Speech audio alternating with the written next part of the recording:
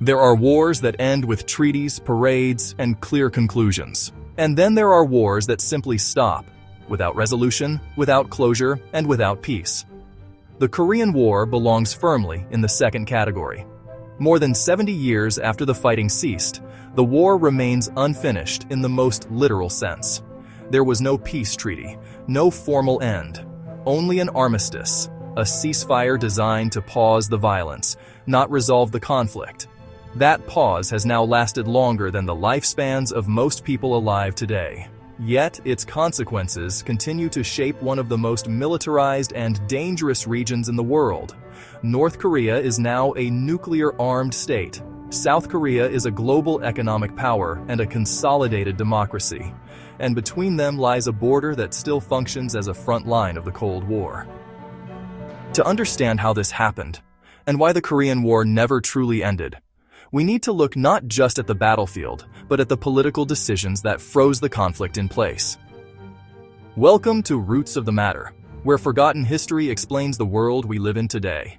Let's dive straight in. The story of the Korean War does not begin in 1950. It begins in 1945, with the collapse of the Japanese Empire at the end of World War II. For 35 years, Korea had been under Japanese colonial rule. When Japan surrendered, the future of the peninsula was suddenly uncertain. Into that vacuum stepped two external powers, the United States and the Soviet Union. With remarkable speed and little consideration for Korean self-determination, the peninsula was divided along the 38th parallel. Soviet forces occupied the north. American forces occupied the south. This division was supposed to be temporary. Instead, it hardened almost immediately. In the north, Soviet authorities supported Kim Il-sung, a revolutionary figure who had fought alongside communist forces. In the south, the United States backed Syngman Rhee, a fiercely anti-communist nationalist who promised stability and alignment with Washington. By 1948, two rival governments had emerged, each claiming to be the sole legitimate authority over all of Korea. What had once been a single nation was now split, not just geographically, but ideologically. The Cold War had arrived on the Korean Peninsula, and both sides believed unification was inevitable. The only question was how. On June 25, 1950, North Korean forces crossed the 38th parallel in a coordinated, full-scale invasion. Armed with Soviet tanks and supported by experienced officers, they moved quickly. South Korean defenses collapsed almost immediately. Seoul fell within days. Within weeks, South Korean and remaining UN forces were pushed into a small defensive perimeter around the port city of Busan. For leaders in Washington, this was not just a regional crisis. It appeared to confirm fears of global communist expansion following the fall of Eastern Europe and the Chinese Civil War. The United States intervened under the banner of the United Nations, transforming the conflict from a Korean Civil War into the first major armed confrontation of the Cold War. Then came the turning point. A daring amphibious landing at Incheon allowed US and Allied forces to break the siege, retake Seoul, and push deep into North Korea. The advance was rapid and, for a moment, decisive, but as UN forces approached the Chinese border, the war expanded again. China entered the conflict with massive force.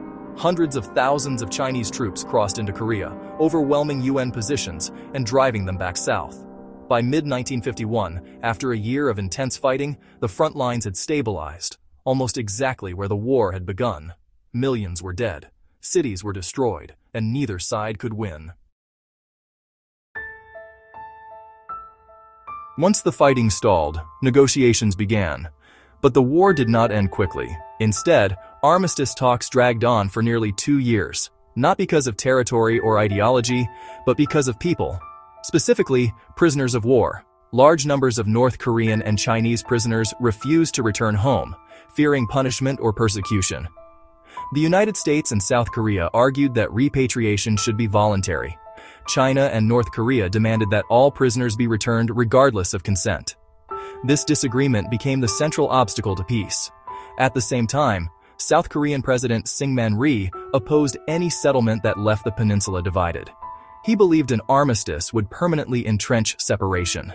In a dramatic attempt to derail the negotiations, Rhee ordered the release of tens of thousands of anti-communist prisoners, hoping to force the war to continue. Instead, he isolated South Korea diplomatically. By 1953, all major parties were exhausted. The war was expensive, politically unpopular, and strategically stagnant. With Stalin dead and domestic pressures mounting, momentum shifted toward ending the fighting. On July 27, 1953, an armistice was signed. It was not a peace treaty, and South Korea did not sign it. The war was suspended, not resolved. The armistice created a buffer zone separating the two Koreas, the demilitarized zone, or DMZ.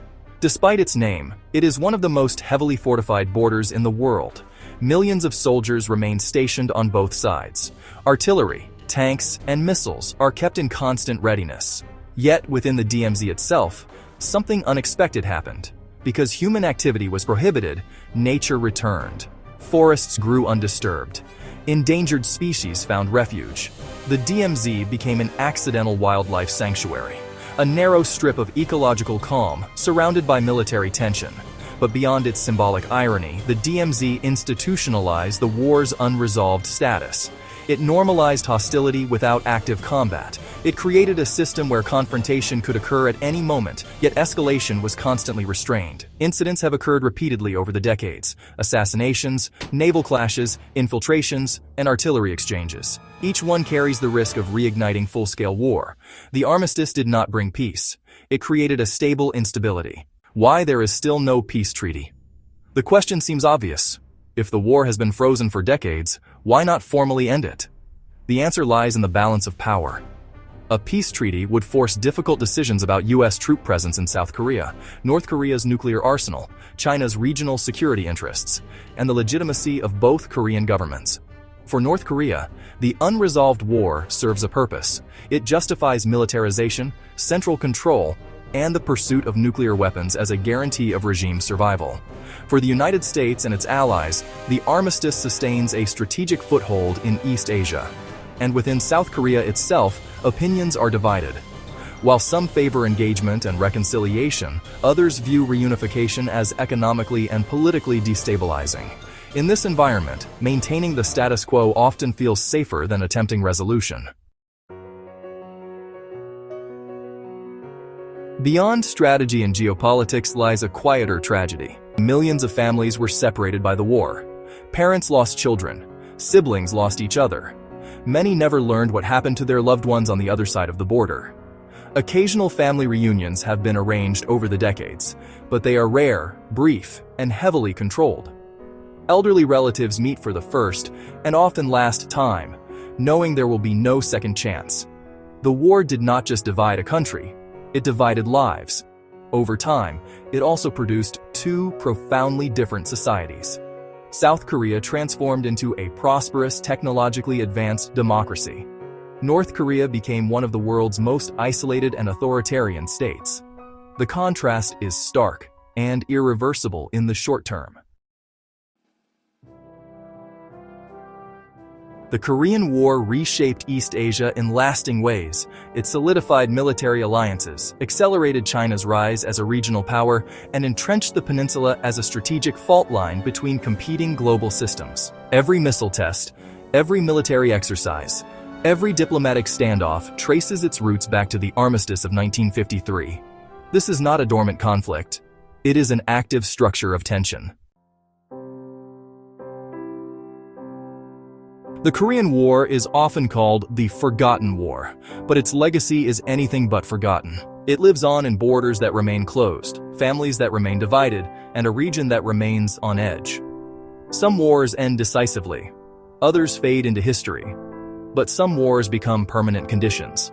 The Korean War is one of them, not because the fighting continues, but because the peace never arrived. This is not just a story about the past. It is a reminder that unresolved conflicts do not disappear. They wait. This was the Korean War, an armistice without peace. And that's it on this episode of Roots of the Matter. If you watched this far, why not subscribe to the channel for more videos like this to come? So, do you see a reunification of the two Koreas happening someday soon? Let us know your thoughts in the comments section. And catch you in our next one. Peace.